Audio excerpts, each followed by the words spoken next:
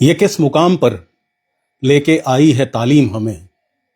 ये किस मुकाम पर लेके आई है तालीम हमें कि अब दुकान नजर आती है हर एक दरसगाह।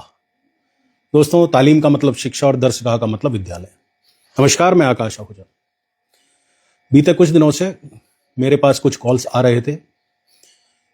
रुद्रपुर के एक निजी स्कूल में एक फरमान जारी हुआ है जिसको लेकर, और अभिभावकों का यह कहना था कि उस स्कूल में एयर कंडीशन लगाए जाने के नाम पर अभिभावकों से एक प्रपत्र हस्ताक्षरित कराया जा रहा है, जिसके अनुसार क्या वह अपने बच्चे को एसी कमरे में पढ़ाना चाहेंगे या नॉन एसी कमरे में। इसके एवज में जो गार्जियंस हैं, जो पेरेंट्स हैं, उनसे प्रतिमाह 700 रुपए का जो फीस है वो ली जा रही है। दोस्तों, कोई बुराई नहीं है, स्कूलों का स्तर बढ़ना चाहिए, मैं भी मना नहीं करता इस चीज़ से। और रुद्रपुर के प्राइवेट स्कूल्स जितने भी हैं, पब्लिक स्कूल्स जितने भी हैं, ऑब्वियस सी बात है कि वहाँ धनाढ्य लोगों के बच्चे ही पढ़ते हैं। मिनिमम भी अगर आप देखें तो शायद 10,000 रुपये फीस होती है, गाड़ी वगैरह सब मिलाकर, और इसके अलावा अतिरिक्त खर्चे जो हैं वो किसी से नहीं छुपे हैं। लेकिन ये जो एसी का फरमान है दोस्तों, इसको लेकर मेरा एतराज़ है। मेरा एतराज़ यह है कि ऑलरेडी हमारी सोसाइटी बहुत ज़्यादा डिवाइडेड है, और सबसे बड़ा जो भेद है रुद्रपुर में वो है पैसे का भेद। आज अमीर गरीब के बीच की खाई जो है वो बहुत ज़्यादा बढ़ती चली जा रही है, और सबसे बड़ी बात, उसका परिलक्षण जो है वो हमारी संतानों में, हमारे बच्चों में आ रहा है। आप एसी के नाम पर जब एक प्रपत्र फिल करा रहे हैं पेरेंट्स से, तो उसमें कंडीशन यही है कि 700 रुपये महीना देना होगा, तभी आपका बच्चा एसी कमरे में पढ़ पाएगा, नहीं तो वो नॉन एसी कमरे में जाएगा। एक माता पिता, उसमें से कई जो निजी स्कूलों में बच्चे पढ़ते हैं, उनके माता पिता अपना पेट काट काट के उन बच्चों को पढ़ा रहे हैं।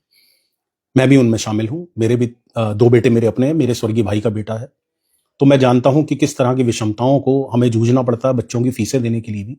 लेकिन ये जो फरमान है, ये डिवाइड करने वाला फरमान है। आप कल्पना करिए कि कौन सा पेरेंट्स ऐसा होगा जो ये नहीं चाहेगा कि उसके बच्चे को एसी रूम मिले, लेकिन साथ में एक मजबूरी का डंडा उसके सर पर यह रहेगा कि अगर वो नहीं पे कर सकता 700 रुपये महीना, तो उसका जो बच्चा है, मान लीजिए उसका कोई मित्र, उसके माता पिता धनाढ्य हैं, वो 700 रुपये कमरे वाले में, उस कमरे में उसको एडमिशन करा देते हैं, यानी उसके एसी के लिए यस कर देते हैं, तो उस बच्चे के मन में भाव उत्पन्न होगा कि मैं इतना सक्षम नहीं हूं, और बच्चा हंसी का पात्र बन सकता है। तो मैं यही कहना चाहता हूं कि स्कूल करे सब कुछ, लेकिन वो इकसार तरीके से करे, यूनिफॉर्मली करे। अगर आपको अपने स्कूल में एसी लगाने थे, और तो आप सबके लिए यूनिफॉर्मली 700 रुपए का इंक्रीमेंट कर दीजिए। इस तरह का फॉर्म मत भरिए, इमोशनल ब्लैकमेल मत करिए, क्योंकि सबको मालूम है कि हर माता पिता अपने बच्चे को सबसे अच्छा जीवन देना चाहता है, सबसे अच्छी चीजें देना चाहता है। तो आप एक ही स्कूल में पढ़ते हुए किस तरीके से आप बाइफरकेशन वो करेंगे कि कुछ बच्चे नॉन एसी में पढ़ रहे हैं और कुछ एसी में, क्या उन बच्चों के मन में भेद उत्पन्न नहीं होंगे? क्या उनको यह महसूस नहीं होगा कि एसी में पढ़ने वाला बच्चा अमीर घर का है, हम गरीब घर के हैं, भले ही वो स्कूल की फीस बराबर दे रहे हैं। तो मैं एक चीज और कहता हूं दोस्तों, कि जो अर्थ उपार्जन हम लोगों ने किया है, जो पैसा रुद्रपुर में 10-15% लोगों ने बहुत ज्यादा कमाया है, उसकी जो भुगतान है, उसका जो रिपरकशन कहा जाए, उसका जो परिणाम है, उसका भुगतान पूरी सोसाइटी कर रही है। हमने अपने जीवन में, अपने बचपन में हमने ये देखा कि अभावों में पलने वाले बच्चे ज्यादा सख्त होते हैं। जिस तरह की सोना तप कर 1400 डिग्री की भट्टी में तप कर सोना कुंदन बन जाता है, उसी तरीके से अभावों में तप कर पढ़ने वाले बच्चे, बढ़ने वाले बच्चे शायद ज्यादा अच्छे निकलते हैं। आज स्थिति यह है कि घरों में सेंट्रली एसी हैं, लोग रुद्रपुर में जो धनाढ्य वर्ग है उनकी कारें एसी हैं, उनके ऑफिसेज एसी हैं, यहां तक कि उनके किचन भी एसी हैं। तो ऐसे में डिमांड उठना लाजमी है रुद्रपुर के निजी स्कूलों में इन अमीरों के पढ़ने वाले बच्चों के अभिभावकों की ओर से, इन अमीरों की ओर से, कि स्कूल को एसी किया जाए। लेकिन स्कूल वैसे तो बहुत अच्छा बन रहा है, ये कहकर कि आप अपने बच्चे को एसी में पढ़ाना चाहते हैं या नॉन एसी में, इसके लिए आप फॉर्म फिल करके दीजिए, और 700 रुपये प्रति माह आपको अतिरिक्त देना होगा फीस के साथ। तो आप ये सोचिए, कौन माँ बाप ऐसे होंगे जो अपने बच्चे को नीचा दिखाएंगे? वो चाहे कमा ना पा रहे हो, लेकिन वो फिर भी स्कूल की फीस दे रहे हैं, और अब ये 700 रुपये का अतिरिक्त भार उनके ऊपर। ये भार स्वीकार्य नहीं है। आप या तो यूनिफॉर्मली करिए, अगर आप एसी बनाने पर एडमेंट हैं, आप बनाना चाहते हैं अपने स्कूलों को एसी, तो आप पूरा यूनिफॉर्मली उसको कर दीजिए कि 700 रुपये में फीस बढ़ा रहे हैं, हम स्कूल को एसी कर रहे हैं। लेकिन ये मत करिए, क्योंकि भेदभाव जो है ना, वो बच्चों में पैदा होगा। बच्चों में कहीं ना कहीं ये भाव पैदा होगा कि हम उस व्यक्ति के बराबर नहीं, हम अपने साथी के बराबर नहीं हैं आर्थिक रूप से। मैं एक छोटी सी बात आपको यहां बताता हूं अपने ही घर की, कि कई बार बच्चे गलत नहीं होते, लेकिन माहौल कैसे उन्हें गलत करने पर या गलत सोचने पर मजबूर करता है। तो मैं बताता हूँ, मेरे पास एक साइकिल है जो पुराने जमाने में बड़ी नॉर्मल साइकिल जो चलती थी, आप लोगों के बुजुर्गों ने, आपने खुद भी चलाई होगी। उस साइकिल में हवा कम थी। मैंने अपने जो मेरा तीसरा बेटा या मेरा भतीजा जो है, उसे मैंने कहा कि बेटा इसमें हवा डलवा ला। तो उसने सकुचाते हुए मुझे मना कर दिया कि चाचा मैं इसमें हवा नहीं डलवा पाऊंगा। तो मुझे बहुत बुरा लगा कि शायद मेरी शिक्षा में कहीं कोई कमी रह गई, इस बच्चे को संस्कार देने में मेरी कोई कमी रह गई है कि आज इसने क्यों साइकिल, इस साइकिल में, क्योंकि ये पुराने मॉडल की साइकिल है, इसमें हवा डलवाने से मना कर दिया। मेरी अपने बड़े बेटे से इस विषय में बातचीत हुई बाद में, तो उसने मेरे से कहा कि पापा नहीं, हमारा छोटा भाई गलत नहीं है। समस्या यह है कि जब वो ये साइकिल लेकर हवा डलवाने जाएगा तो मोहल्ले के बच्चे ही उसे बहुत परेशान करेंगे, उसे चिढ़ाएंगे कि तू कैसी साइकिल चला रहा है। तो समाज का ये रोल होता है किसी बच्चे के ऊपर। तो आप कल्पना करिए कि अगर कोई बच्चा, उसका माता पिता सक्षम नहीं है, बड़ी मुश्किल से उसकी फीस ऑलरेडी दे पा रहा है, वो 700 रुपये नहीं ला पाता और अपने बच्चे को नॉन एसी में कराता है, तो उसका बच्चा अपने ही दोस्तों से नजरें कैसे मिलाएगा। और मान लीजिए मिला भी लेता है, बच्चा संस्कारी है, हिम्मती है, संतोषी, लेकिन क्या वो बच्चे जो अमीर घरों से आते हैं वो उसको जीने देंगे? वो इंटरवल में उससे मजाक करेंगे, अरे हम तो एसी में पढ़ के आ रहे हैं, तेरे तो पसीने निकल रहे हैं, तू तो नॉन एसी से आ रहा है। तो ये सोसाइटी का जो विघटन है, ये मत करिए। पहले ही हम लोग बहुत ज्यादा बटे हुए हैं। मैं स्कूल के खिलाफ कुछ नहीं कहना चाह रहा, स्कूलों ने तो खैर अब जो भी है, अब मुझसे ज्यादा आप लोग ही जानते हैं कि किस तरीके से व्यापार बना रखा है हर चीज को।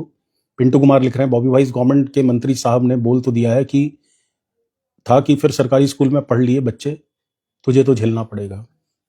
ठीक है पिंटू भैया, बिल्कुल सही है। और बोलो आप भी यही है कि इस तरह की हरकतें नहीं होनी चाहिए बच्चों के बीच में। अब वैसे ही बहुत ज्यादा मैंने ऐसे ऐसे बच्चे देखे हैं इन्हीं पब्लिक स्कूलों में, जिनके पिता के पास अगर 3-4 गाड़ियां हैं तो अपने ड्राइवर्स को स्पेशली कहते हैं कि सस्ती वाली गाड़ी पे हमें लेने मत आना। अगर मान लीजिए घर में कोई छोटी कार है, मारुति कोई भी ले लीजिए, एल्टो जैसी, तो वो कहते हैं एल्टो में मत लेने आना, लंबी वाली गाड़ी पे लेने आना। तो हम बच्चों के दिमाग में क्या बीज बो रहे हैं, और स्कूल उससे भी आगे बढ़ रहा है। शिक्षा का मंदिर है, आप लोग तो बच्चों को संस्कारित करते हैं, पल्लवित करते हैं, पोषित करते हैं। आप लोग क्यों ऐसा भेदभाव स्कूल के बच्चों के बीच में कर रहे हैं? आप कर दीजिए ना यूनिफॉर्मली, जो आपके यहाँ 700 रुपये नहीं दे सकता वो अपने बच्चे को निकाल लेगा स्कूल से।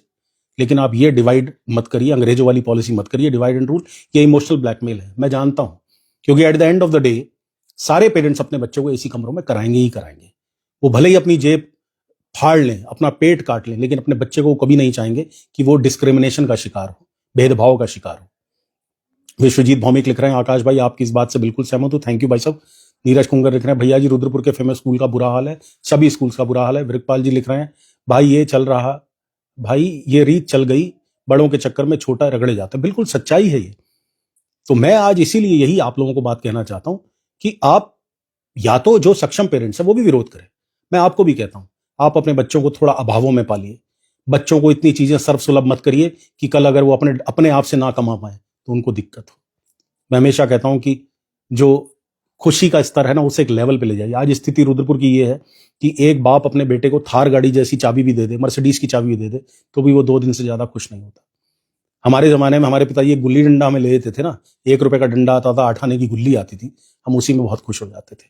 हम एक चौक का डब्बा अगर 2 रुपए का मिल जाता था, जिस चौक से हम स्टापू बना के अपने गली के ही लड़के लड़कियों, कोई भेद नहीं होता था उस समय, सब बहनों जैसी होती थी, सब भाइयों जैसे होते थे, उनके साथ खेलते थे, उसी में हमें खुशी मिलती थी। अगर किसी दिन पिट्ठू गरम के लिए हमें अच्छे स्पॉन्ज की बॉल मिल जाती थी तो उसमें बहुत खुश हो जाते थे। आज खुशी का स्तर ही कोई नहीं रह गया है, जमाना ही एडवांस ज्यादा होता चला गया। एक्चुअली हम लोग क्या हो गए, मैं एक आपको सिंड्रोम बताता हूं, एक 6 पॉकेट सिंड्रोम होता है आजकल। वैसे ही घरों में बच्चे कम हो गए हैं, पहले हम भी 4 भाई बहन थे और ज्यादा लोग होते थे घर में, बच्चे ज्यादा होते थे, आज बच्चे कम हैं, तो 6 पॉकेट एक सिंड्रोम चलता है। उसमें सबसे पहले तो माता पिता ये सोचते हैं कि अरे हमने बड़ा अभावों में अपना जीवन बिताया, हमारे बच्चे को ये परेशानी नहीं आनी चाहिए। तो वो क्या करते हैं, अपने बच्चे की हर इच्छा पूरी करने की कोशिश करते हैं। कई बार उसके लिए उन्हें अपने पेट काटने पड़ते हैं, अपने खर्चे कम करने पड़ते हैं। फिर आते हैं दादा दादी देख रहे हैं घर में एक पोता है, एक पोती है, या 2 पोते हैं, 2 पोती हैं, तो उनकी इच्छाएं पूरी करते हैं। फिर आती है नाना नानी की बारी, नाना नानी भी उन बच्चों की पूरी करते हैं इच्छाएं। तो इसे 6 पॉकेट सिंड्रोम कहा जाता है। मदर फादर, दादा दादी, नाना नानी, ये 6 पॉकेट सिंड्रोम हमारे बच्चों को अंधकार की ओर ले जा रहा है। हमारे बच्चे अब बड़ी बड़ी चीजों से भी खुश नहीं होते और छोटी छोटी चीजें उन्हें नहीं अच्छी लगती। उन्हें कंपैरिजन रहता है हमेशा दिमाग में कि अगर आप अपने बच्चे को एक साइकिल अपनी जेब के हिसाब से लेकर दे रहे हैं तो पड़ोसी की साइकिल देखता नहीं, पड़ोस वाले बच्चे के पास या मेरी क्लास में पढ़ने वाले उस बच्चे के पास तो ये वाली साइकिल है, उसके पास तो रेसिंग साइकिल है, उसके पास तो गियर वाली साइकिल है।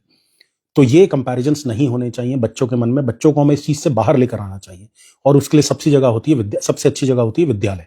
लेकिन अगर विद्यालय ही भेदभाव करने लगेगा, ये डिस्क्रिमिनेशन करने लगेगा, आप एक फाइनेंशियल लाइन खींच रहे हैं, आप ये बता रहे हैं बच्चों को कि तुम्हारा बाप नॉन एसी में पढ़ाएगा और तुम्हारा बाप एसी में पढ़ाएगा, यानी एक डिवाइड पैदा कर रहे हैं।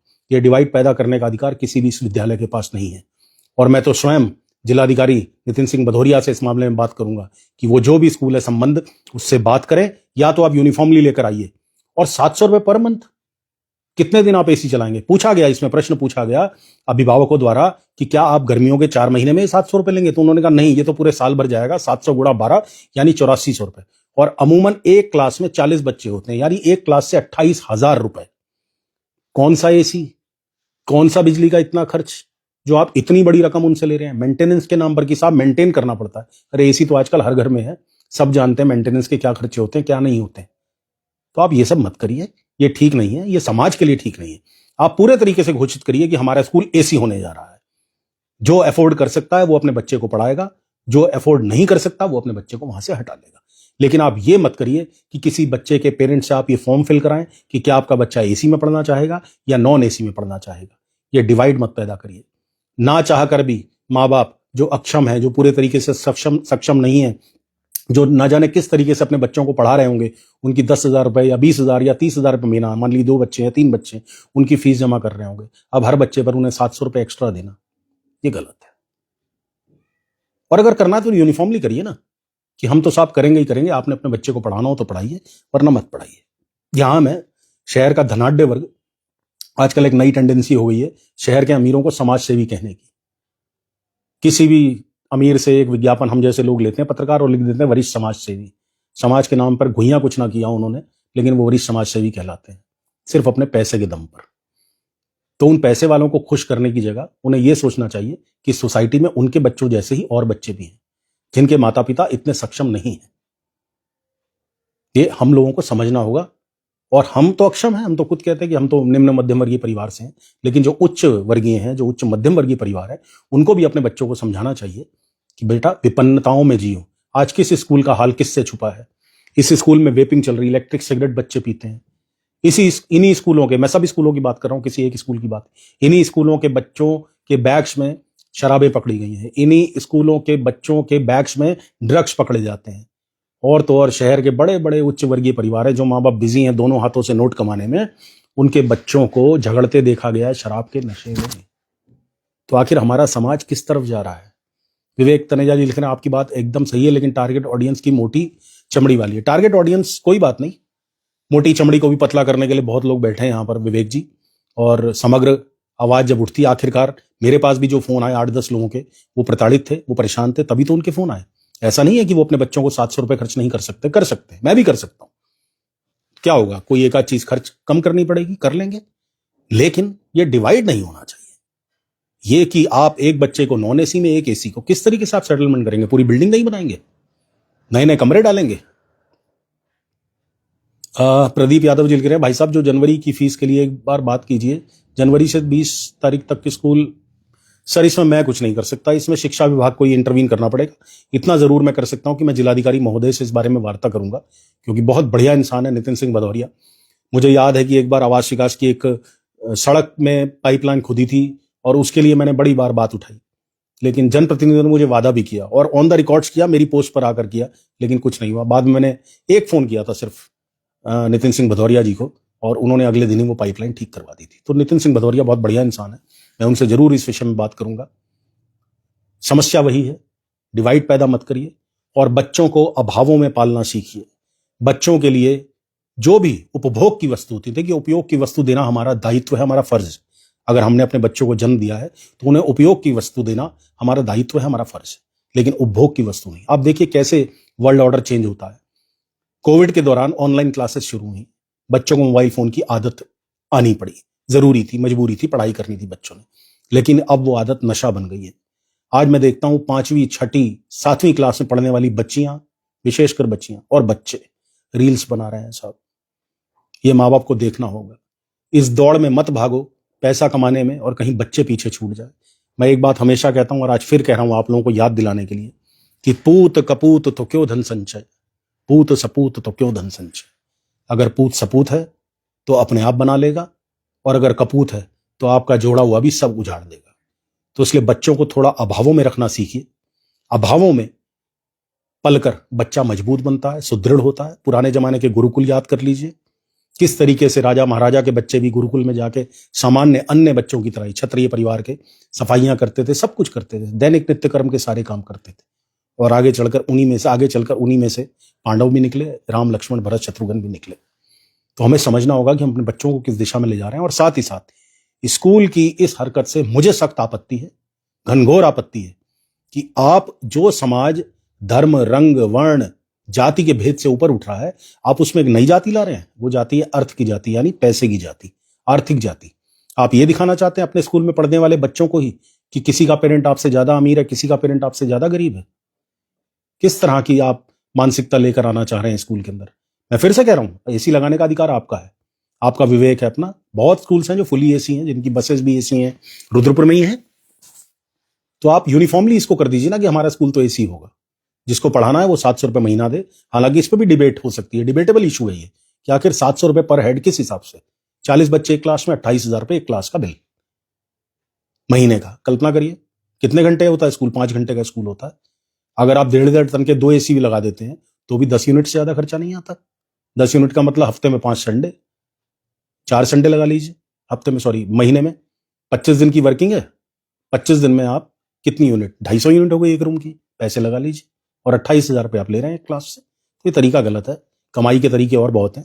आप लोगों ने ड्रेस कॉपियां कुछ नहीं छोड़ा कमाने के लिए। कॉपियों में भी आपका कमीशन है, ड्रेस में भी आपका कमीशन है, और तो और किराए की ड्रेसेस में भी आजकल आपका कमीशन है। और टीचर्स को आप क्या देते हैं सबको मालूम है। 12वीं पास ग्रेजुएशन की हुई टीचर्स ले आते हैं 10-10, 12-12 हजार रुपए में, और उन्हें आपने टीचर बना रखा है। सब स्कूलों का यही हाल है। तो स्कूल को व्यापार मत बनाइए। बन तो चुका ही है, खैर कम करिए उसे, थोड़ा कम करिए। और ये जो एसी मानसिकता है, जो ये अर्थ में आप विभाजित करना चाहते हैं यहाँ के बच्चों को, यही बच्चे जो बाद में अपने घरों में हंगामे करेंगे, मेंटल ट्रॉमा में जाएंगे। जिनके बच्चे नॉन एसी में होंगे, रोज अपने माँ बाप को सुनाएंगे कि XYZ का बच्चा तो पढ़ रहा है एसी में, मैं नॉन एसी में। वो मुझे रोज बच्चे इंटरवल में छेड़ते हैं कि तू तो पसीने से तरबतर है, और देखो मैं तो एसी में बैठ के आ रहा हूं। तो ये स्कूल की बहुत बड़ी गलती है। मेरा उस संबंधित स्कूल से, ये पोस्ट उन तक पहुंचेगी अवश्य, उस संबंधित स्कूल से आग्रह है कि इसको यूनिफॉर्मली कर दीजिए। आप कर दीजिए, सबको एसी लेना पड़ेगा। 25 रुपए फीस होती थी मॉडल स्कूल में। वृकपाल जी, मैं 5 रुपए में पढ़ा हूं बाल भारती में। वृक जी, उस जमाने में बाल भारती हिंदी मीडियम का स्कूल होता था। और उसके बाद जेसी पब्लिक स्कूल में पढ़ा हूं, वहां पर 65 रुपए फीस थी, 20 रुपए जिसमें रिक्शा का होता था महीने का, 45 रुपए प्लस 20 रुपए। तो सब जीवन हमने भी देखा है, लेकिन अभावों में पलना चाहिए, मेरा ये मानना है। अगर आपके पास 100 रुपए हैं तो बच्चे पर 2 ही खर्च करिए, बच्चे पे 110 मत खर्च करिए। आज जो एक रुद्रपुर की एक पीढ़ी, अमीरों के बच्चों की पीढ़ी जो खराब हो रही है, वो इसी वजह से हो रही है कि 6 पॉकेट सिंड्रोम। माँ बाप सोचते हैं कि हमने अपने बच्चों के लिए बहुत कुछ करना है, हम अपने जीवन में ये नहीं कर पाए, तो आप अपने बच्चों को आराम परस्त बना रहे हैं। जिस दिन वो इस जंगल में निकलेंगे ना, ये जो दुनियादारी का जंगल है, तब आपको लगेगा कि हमने अपने बच्चे बड़े कमजोर कर दिए, वो आपके बिना चल नहीं पाएंगे, और तब आप उनके कोप का भाजन भी बनेंगे। आज आप उनको बड़ी बड़ी गाड़ियां, बड़े बड़े गिफ्ट्स लेके देंगे, भगवान ना करे कल आपकी स्थिति ना रही, वही बच्चे आपको गालियां देंगे। और ये स्कूल को भी मैं यही बताना चाहता हूं कि आप इस तरह का डिवाइड मत पैदा करिए। बहुत लोग, हम पहले ही उलझे बैठे हैं चीजों में, बहुत उलझे हुए हैं।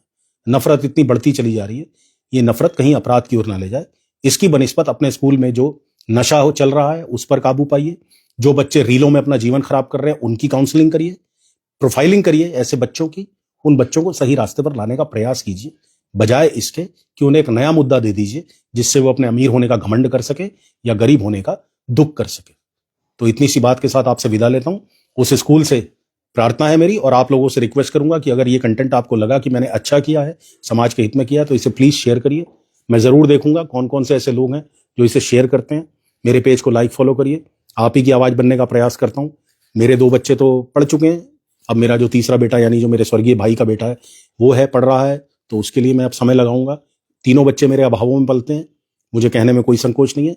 मेरे पास 100 होते भी हैं तब भी मैं नहीं खर्च करता उनके ऊपर। तो ये अभावों में पलने वाले बच्चे, मुझे ऐसा लगता है कि आप उन्हें स्नेह दीजिए।